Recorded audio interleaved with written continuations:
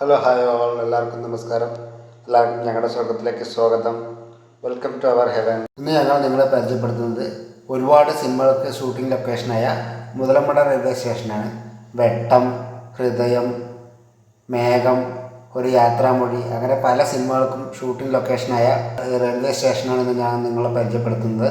ഇത്രയും സിനിമകൾക്ക് shooting location ആകാനുള്ള കാരണം ഇവിടുത്തെ ഭംഗി തന്നെയാണ്. ഇവിടുത്തെ ആൽമരമാണ്, ഇങ്ങനെ വള്ളിയൊക്കെ തൂങ്ങിയിട്ടുള്ള ഈ ആൽമരമാണ് ഇവിടുത്തെ മെയിൻ ഭംഗി. പഴയ സിനിമകളിലൊക്കെ കാണുമ്പോൾ നമുക്ക് ഈ പ്ലാറ്റ്ഫോം കാണില്ല, കാരണം ഇപ്പോൾ അവിടെ പ്ലാറ്റ്ഫോം ഉണ്ടായിരുന്നില്ല. ഇത് പാലക്കാട്, പൊള്ളാച്ചി, പഴനി, മധുരൈ അങ്ങനെ പോകുന്ന റൂട്ടാണ് ഈ റെയിൽവേ റൂട്ട്. പിന്നെ ഇതിലധികം ട്രെയിനൊന്നുമില്ല. ഒരു ദിവസം 2-3 പാസഞ്ചർ ട്രെയിനും പിന്നെ കുറച്ച് ഗുഡ്സ് ട്രെയിനും മാത്രമേ ഇതിൽ പോകാറുള്ളൂ. അതിലും ഒരു ട്രെയിനിന് മാത്രമേ ഇവിടെ സ്റ്റോപ്പുള്ളൂ. അതുകൊണ്ട് ഇവിടെ ട്രെയിനില്ലാത്ത സമയത്ത് കഴിഞ്ഞാൽ എല്ലാപ്പോഴും ആൾക്കാരെ കയറ്റണമെന്നില്ല. ഞങ്ങൾ വരുന്ന സമയത്ത് അധികം ആളില്ലാത്തതുകൊണ്ട് അവർ ഞങ്ങളെ കയറ്റി വിട്ടു. അപ്പോൾ അധികം ആളുണ്ടെങ്കിൽ അവർ കയറ്റി വിടില്ല ട്രെയിനില്ലാത്ത സമയമാകുമ്പോൾ. അപ്പം ഇനി നമുക്ക് ഇവിടെ ഷൂട്ട് ചെയ്ത സിനിമയുടെ കുറച്ച് സീൻസ് കാണാം. താഴെ മിനി സ്ക്രീനിൽ കാണിച്ചു തരാം. ആദ്യം മോഹൻലാൽ ഒരു ക്ലാസിക് മൂവിയായ യാത്രാമൊഴിയിലെ ഇവിടുത്തെ സീൻ നമുക്ക് കാണാം. ഇതാണ് ആ സീന്. മോഹൻലാലും തമിഴ്നാടൻ ശിവാജി ഗണേശനും അഭിനയിച്ച സീൻ ഇങ്ങനെയാണ്. അമ്മ ഗർഭിണിയായിരിക്കും. അച്ഛൻ നാട് വിട്ടതുകൊണ്ട്, അച്ഛനില്ലാതെ വളർന്നത് കൊണ്ട് നാട്ടുകാർ മൊത്തം തന്തയില്ലാത്തവറിന് കളിയാക്കിയ മകൻ അച്ഛനെ കണ്ടുപിടിച്ച് കൊല്ലാൻ നടക്കുന്നതാണ് കഥ. അവസാനം ആ നാട്ടിലോട്ട് ഒരാൾ വരികയും അയാളുമായിട്ട് മോഹൻലാൽ നല്ല കമ്പനി ആവുകയും അവസാനം അയാളാണ് തൻ്റെ അച്ഛൻ എന്ന് അറിയുകയും ചെയ്തിട്ടും അയാളോടുള്ള അടുപ്പം കാരണം കൊല്ലാതെ വിടുന്നതുമാണ് ഈ സീൻ. അവസാനം അദ്ദേഹം പോകുമ്പോൾ ഞാനാണ് നിൻ്റെ അച്ഛൻ എന്ന് പറയുന്നതാണ് ഈ സീന്. ആ പോകുന്ന സീന് ഷൂട്ട് ചെയ്തിരിക്കുന്നത് ഇവിടെ മുതലമടയിലാണ് ഷൂട്ട് ചെയ്തിരിക്കുന്നത്. അപ്പോഴൊന്നും ഇവിടെ പ്ലാറ്റ്ഫോം പണിതിട്ടില്ല.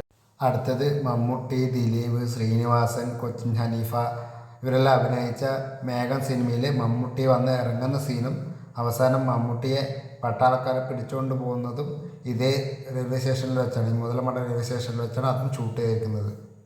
അപ്പോഴും ഇവിടെ പ്ലാറ്റ്ഫോം പണിതിട്ടില്ല. മേഘ സിനിമയെ കുറിച്ച് പിന്നെ കൂടുതൽ പറയേണ്ട കാര്യമൊന്നും ഇല്ലല്ലോ, എല്ലാവർക്കും അറിയാമായിരിക്കുമല്ലോ അല്ലേ. മേഘ സിനിമയിലെ കോമഡിയും പാട്ടും ശ്രീനിവാസൻ നമ്മുടെ തകർത്താടിയ മാർഗഴിയെ മല്ലികയെ പാട്ട്, മമ്മൂട്ടിയെ മിലിറ്ററിക്കാരൊന്ന് കൂട്ടിക്കൊണ്ടു പോകുമ്പോൾ നമ്മുടെ കൊച്ചിൻ ഹനീഫ ഒരു ആൽമരത്തിൻ്റെ മുകളിൽ നിന്ന് നോക്കുന്ന സീനും, ശ്രീനിവാസൻ വന്നിട്ട് മമ്മൂട്ടിയോട് കൊടുക്കാൻ നമുക്ക് രണ്ടുപേർക്കും കിട്ടിയില്ലേ എന്ന് പറയുന്ന സീനും ഒക്കെ ഷൂട്ട് ചെയ്യിക്കുന്നത് ഇവിടെയാണ്, മുതലമട റെയിൽവേ സ്റ്റേഷനിലാണ്. അപ്പോഴും ഇവിടെ ഒന്നും പ്ലാറ്റ്ഫോമേ വന്നിട്ടില്ല. അടുത്ത് നമ്മുടെ എല്ലാവരുടെയും എപ്പോഴത്തെയും ഫേവറേറ്റ് കോമഡി പടമായ വെട്ടം സിനിമയിലെ എത്ര കണ്ടാലും മടുക്കാത്ത കോമഡിയുള്ള നമ്മുടെ വെട്ടം സിനിമയിലെ ഈ സീനെല്ലാം ഷൂട്ട് ചെയ്തിരിക്കുന്നത് ഇവിടെയാണ്. ഞാനൊക്കെ ഈ സിനിമ 10-50 പ്രാവശ്യത്തിൽ കൂടുതൽ എന്തായാലും കണ്ടിട്ടുണ്ടാകും. ഇതിലെ കോമഡി സീനൊക്കെ 100-150 വട്ടമെങ്കിലും എന്തായാലും കണ്ടിട്ടുണ്ടാകും.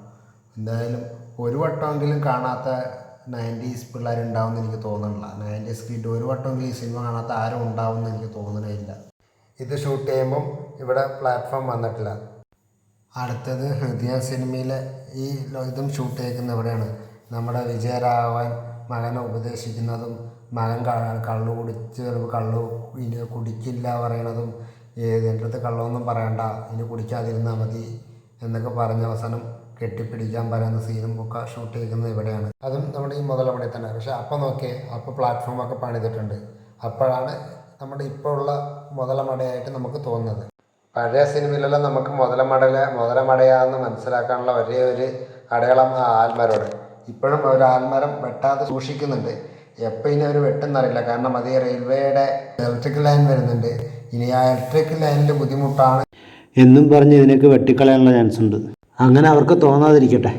അങ്ങനെ ഇത്രയും ഭംഗിയുള്ള റെയിൽവേ സ്റ്റേഷൻ ഇതേ ഭംഗിയോടെ എന്ന് നിലനിൽക്കട്ടെ എന്ന് പ്രാർത്ഥിച്ചുകൊണ്ട് ആഗ്രഹിച്ചുകൊണ്ട് ഞാൻ ഈ വീഡിയോ നിർത്തുന്നു. ഇനി ഇതുപോലെ ഞങ്ങളുടെ നാട്ടിലെ ഓരോ സ്ഥലങ്ങളും കഥകളുമായിട്ട് വീണ്ടും കാണാം. അതുവരെ ഞങ്ങളുടെ ഈ ചെറിയ ചാനൽ എല്ലാവരും സബ്സ്ക്രൈബ് ചെയ്ത് കാത്തിരിക്കുക. ഞങ്ങളുടെ ഈ ചെറിയ ചാനലിൽ എല്ലാവരും സബ്സ്ക്രൈബ് ചെയ്ത് വിജയിപ്പിക്കുക. Thank you.